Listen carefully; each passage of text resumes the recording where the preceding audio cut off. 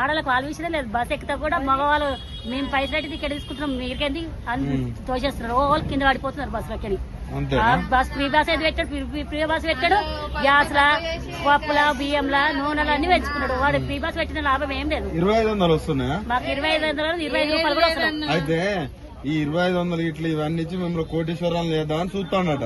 కాకపోతే ఆయన ఎక్కడికన్నా పోయి కొంచెం అప్పి రెంట్ ఆయన దొంగను చూసినట్టు చూస్తున్నాడు. దొంగ అయిపోయిందని చూస్తున్నాం. మా ఉన్న ఆస్తి కూడా పోయేటట్టు చేస్తాడు.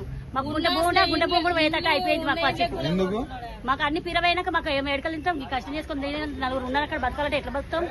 ఈ 10 రూపాయలు కూలి చేసుకుని ఎట్లా బతకడానికి వస్తుంది? సరిపోక ఉన్నదే గుంటె భూమి అమ్ముకునేటట్టు అవుతున్నాం. మళ్ళీ మహిళలు ఓట్లు వేస్తారు. వాళ్ళ మహిళలతో మేము గెలుతాం. ఓట్లు ఏమని రమ్మను అందరు చెప్పించుకొని కొడతారు మహిళలు. ఎందుకట్లా? అట్లా మోసం చేసినాడు కదా అందరికి. అంత కోపం వస్తుంది చెప్పి తీసుకొని కొట్ట.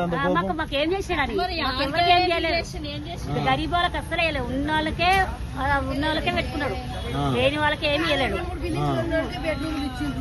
డబుల్ బెడ్రూమ్ ఇచ్చారు. మాకు ఏం లేని వాళ్ళకి ఏమి ఇవ్వలేదు. మాకు ఊర్లో భూమి జాగలేదు. మాకు ఇక్కడ భూమి ఇల్లు మీదే కష్టం చేసుకుని బతుకుతాం. తులం బంగారం వచ్చిందా? మాకు తులం బంగారం కానీ ఈసం కూడా తెలియదు మాకు. రేవంత్ రెడ్డి వచ్చినాక ఎట్టున్నది మీ పరిస్థితి? బాగలేదు, బాగలేదు. అడక తిన్న బతుక అవుతుంది. ఇంకా కేసీఆర్ ఉన్నప్పుడు ఇంకా మంచిగా ఉండే. ఎక్కడ పోయినా కానీ మాకు ఇంత కొంచెం ధరలు తక్కువ ఉండే, మంచిగా ఉండే మాకు.